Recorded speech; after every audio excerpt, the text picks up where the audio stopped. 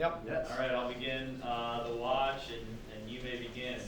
Hello, everyone. Today we'll be presenting Newmont Corporation, the world's largest gold mining company. We issue a buy recommendation with a 12-month price target of $170, representing a 54% upside as of our valuation date, March 16, 2026. There are three key drivers influencing this buy recommendation. The first being gold price macro tailwinds, the second being Newmont's portfolio quality, and our third driver is their fortress balance sheet and capital distributions. You might be thinking, why not just invest in GLD or a similar gold ETF? Well, Newmont Corporation is the primary largest gold producer in the S&P 500, and they offer an impressive portfolio of 118 million ounces of gold reserves. Something that you don't get from simply owning a gold ETF would be that distributions back to shareholders. And for a SMIF club, this presents a unique opportunity to receive dividends and share buybacks while being exposed to the gold industry. This chart may look steep at first at a spot price around 5,000 as the valuation date, but the real question is this speculation or is this structural? And you may have seen recent headlines saying that gold has entered a bear market, but that's really just a technical 20% pullback. We believe it's a normal correction within this structural bull market. And things have changed. There's a new playbook, and I'm going to describe why we believe this is structural. Number one being the dollar share in reserves have fallen from 71% down to 57% over the past 25 years. And at the same time, gold's percentage of all financial assets has nearly tripled to 2.8%. And JP Morgan predicts that to be 4 to 5% in the next coming years. And next is central banks have been purchasing over 1,000 tons over the past 3 years, and that's double the prior decade's average. And with them now holding 1/3 of all of the gold supply in the world, they have 43% saying that they're going to increase more, and 0 have said that they're going to reduce their reserves. And the next is attributed to ETF and retail investing. So for this, they have expected quarterly demand of 585 tones, which is 50% above the average, and it's also much higher than even the prior 4-quarter average.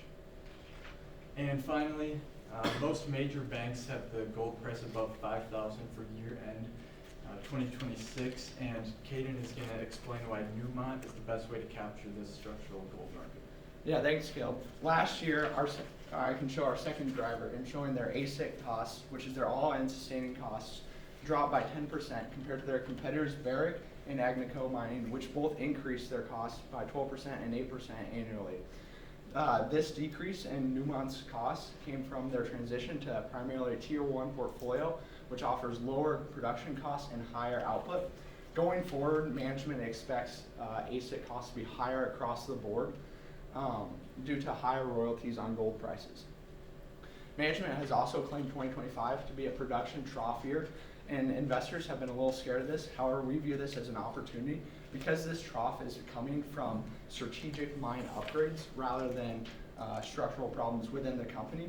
And once these projects are complete, Newmont will have the ability to produce more gold and achieve their goal of 6 million ounces going forward. Additionally, there's an added benefit of copper production for Newmont, and copper is also in high demand right now due to EV demand, renewables, and data centers. And for example, one of their mines called the Cadia Panel Cave Mine has the potential to increase production by $1.5 billion in the coming years of copper. Our third driver is their free cash flow deployment. Last year they had $7.3 billion of free cash flow, and they paid this out using $3.4 billion for debt repurchases, $2.3 billion for share buybacks, and $1.1 billion for dividends. It's important to note that the dividend will still hold for Newmont even if gold drops all the way down to $1,400 per share. Additionally, in 2023, they had net debt of $4 billion. However, after divesting several non-core mines, they have achieved a net cash positive position of $2.5 billion, which unlocks opportunities for additional shareholder returns and strategic options. Free cash flow has gone from essentially 0 in 2023 to the $7.3 billion in 2025. But 2023 is not a concern as it was tied to a one-time impairment dealing with the Newcrest acquisition. Meanwhile, the operations were strong. The adjusted operating income was positive throughout, and since then they've had 5 consecutive earnings beats. And looking at standardized financial tests, they achieve a 9 out of 9 on the Piotrowski F score, which is perfect, and then an Altman Z score of 4.2, which is well above the safe zone. So we have 2 frameworks, both pointing to the same conclusion, and that's that they have healthy financials. And next we have a bottom-up revenue model, which flows directly into our DCF, and we assume 4,800 for the gold price in 2026, deliberately below all of the bank assumptions, and then at a 3% CAGR, that goes up to 5,400 by 2030. And then for production, we have that ramping up to 6 million, which is their long-term target. And then we also include the expected trough year in 2026. So we're expecting 2030 revenue to be 42 billion, and that's a 9.5% CAGR, which is well below the historical. And then we do also model a dip in operating profit, as they are expecting higher ASIC costs. And that leads right into the valuation of $170 as a blended price target. 70% comes from the DCF, 30% comes from the relative model, the price to the NAV. And our 5-year DCF, we expect a free cash flow to the firm at a base 6.2 billion, and then we expect that to grow to 11 billion by 2030, and that implies a $200 billion enterprise value, then bridging the gap down to an equity value per share of around $186. And we use a 5.6 WACC held constant, and our terminal value is derived through a peer median exit multiple. And we put these assumptions to a sensitivity analysis, and every input in this sensitivity shows an output higher than the current cost. And NEM might not have the lowest ASIC, but they have improved theirs the most. They do have the healthiest financials, but they're still trading at a discount relative to their peers. And you can see that the peer median for the price to NAV is 1.14x. We apply 1.2x to our model coming up because of the S&P 500 membership, A3 credit rating, and the largest reserve base in the world. So here's that said model. We use a gold deck price of 3,100 per ounce, which is way below the spot price right now, just to be conservative, and it's the 2-year trailing average. And then we use standard techniques to go through this price to NAV. And at the end, you see we apply the 1.2x, and that comes out to be $131.6. And throughout all of our scenarios, ranging from 90 to over 300, our bear case starts with a gold price of 4,000 in 2026 and goes down to 3,400 in 2030. Thanks, Gail. Looking at a few risks, the first would be a full gold price reversion. We assign this a medium probability because multiple factors would have to converge for this to happen, but it would have a high impact on their operating free cash flow. It is important to see that they are still profitable with the gold price as low as even $1,400 per ounce. A second risk is that they operate across 10 different countries, and for example, in Ghana, they have been implementing higher royalties on their gold production, and in Argentina, there's been stricter controls on operations, but this impacts the industry as a whole, and Newmont is well diversified to protect against this. Additionally, ASIC costs could increase due to different events. For example, a brush fire in Australia prevented them from mining approximately 60,000 ounces of gold earlier this year, and this is going to increase their costs overall because of lower production while still having those costs. So when all these converge, our bear case scenario is at $88.50 per share, and we believe that the market could even push this lower due to concerns with the gold price. However, it is important to see that their fundamental business does not change because of these, and they are able to remain profitable. Looking at some near-term catalysts, on the other hand, one to point out in specific would be the EV to EBITDA multiple convergence. If they are able to post strong earnings, they could match competitors in the industry, which would add $13 to $15 of share value incrementally. Moving on to the ethical and flourishing assessment, they received a AA rating from the MSCI ESG rating, and they are ranked atop the Dow Jones Sustainability Index for 9 consecutive years, while being the #1 most transparent company in the S&P 500. Community investment is also a strong focus point for them. They give back $1 per ounce plus 1% of net pre-tax profit to the AFO Development Foundation in Africa, which has supplied over 14,000 scholarships since 2008. In addition to this, they gave back $69 million to the community in fiscal year 2024 and created an overall economic benefit of $16 billion. It is important to acknowledge some of the problems with gold mining, such as worker fatalities. However, Newmont addresses this and has worked hard to implement programs such as the Always Safe program, which has reduced overall worker injuries to the lowest amount in 2024. In addition to this, they are working to restore the environment through restoring 192 hectares of land last year, as well as reclaiming water and targeting net zero emissions. Thank you. That's where we'll conclude by Newmont. We'll accept any questions now. Acadia, where is that? Yep. Cadia, I believe that's in Africa, one of their mines there. And so the active litigation that they have going on there has been that there's been kind of water and dust contamination. And this has been something that Newmont has worked to address and work through. It is obviously a concern, but it's something that happens across the gold mining industry. You've got a lot of different countries you're in, right? Yep. 10 different countries they have mines in.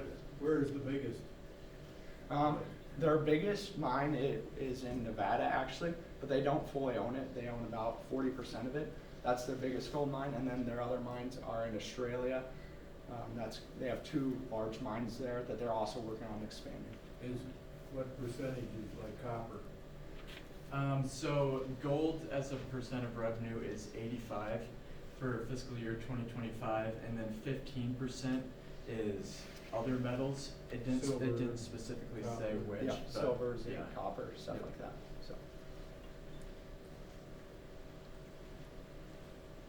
You mentioned that they had decreased their AISC in the most recent year, but that you expected that to be increasing slightly in the future. What is the reasoning for that?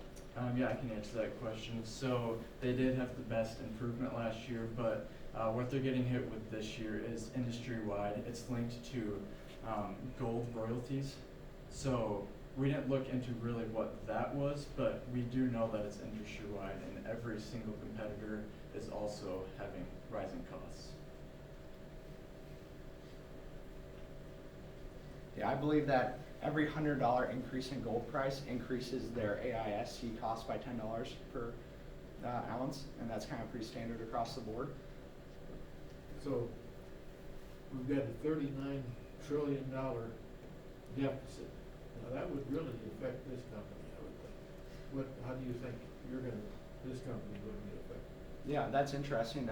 We talk about in our drivers how central banks and stuff are buying up the gold supply, and we believe, that could actually help that because it provides an additional layer of kind of diversification compared to simply the dollar.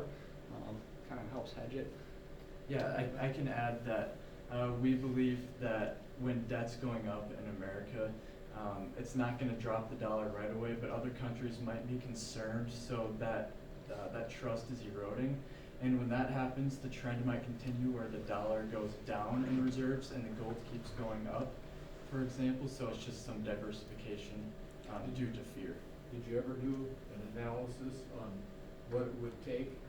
How many dollars an ounce it would have to be for us to get on the gold standard? Quite a bit, but I bet that would boost be gold prices wild, a lot. wouldn't it? No, it would be insane. Yeah, good help. Newmont would do very well if they went back to the gold standard, that's for sure.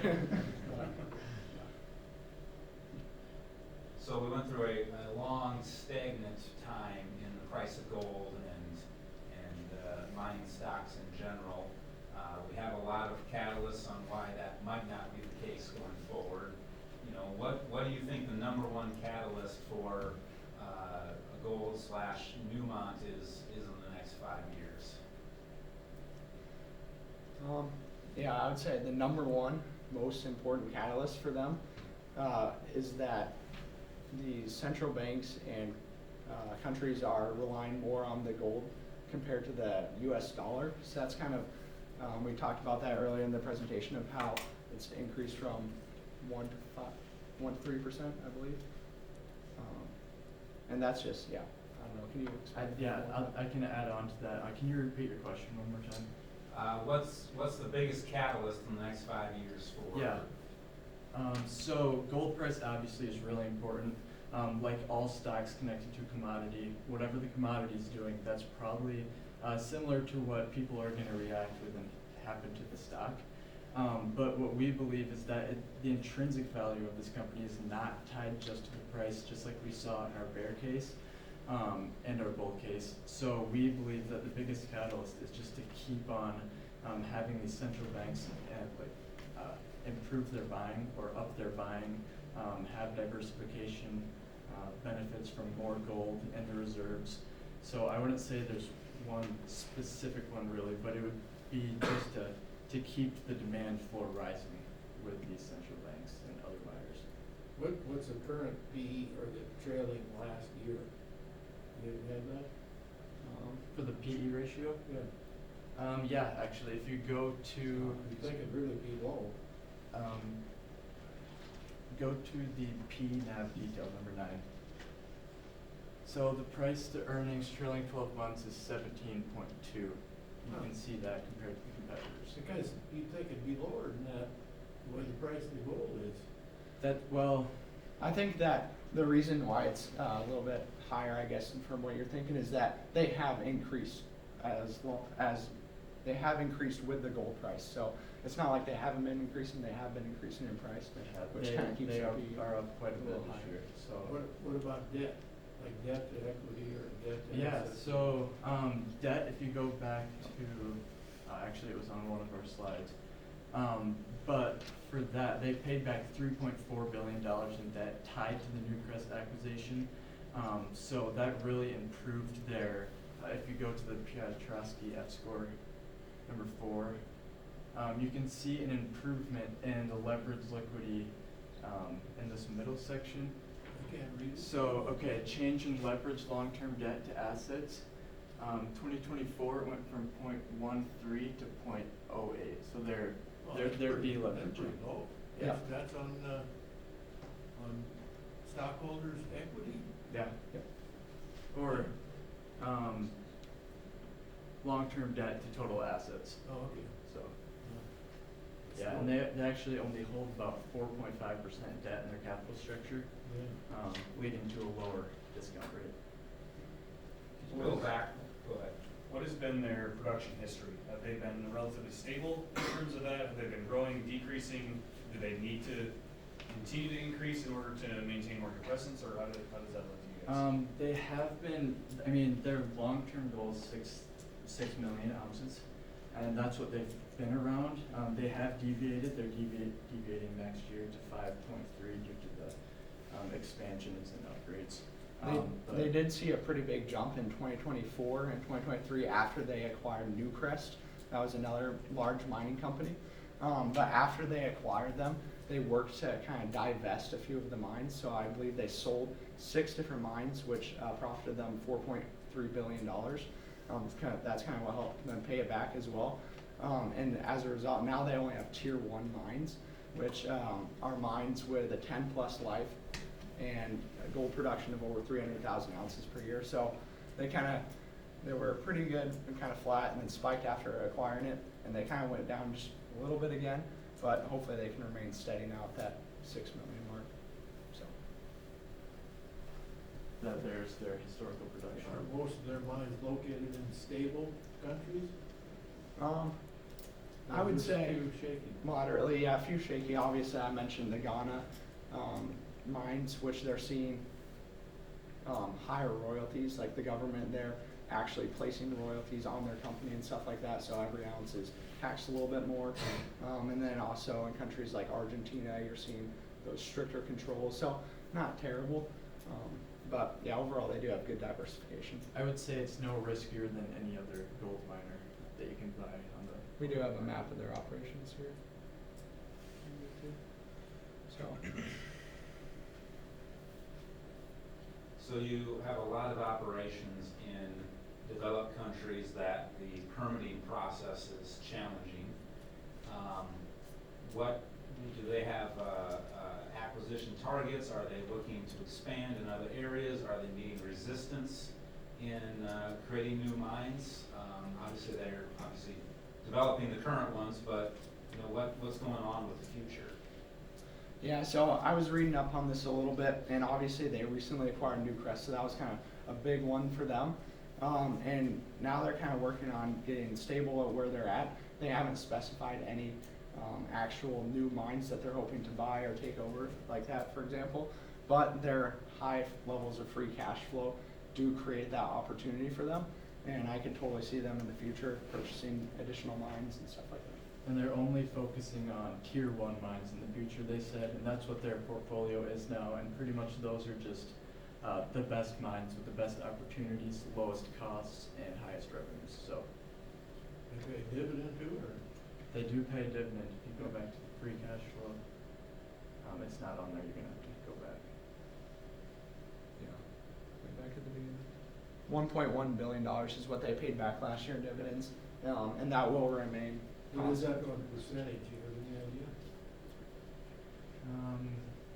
I mean, 15% of the total free cash flow, but as a dividend yield. Oh, like per share dividend Yeah. yield, I believe it's just under 1%. Yeah. All right, that's time.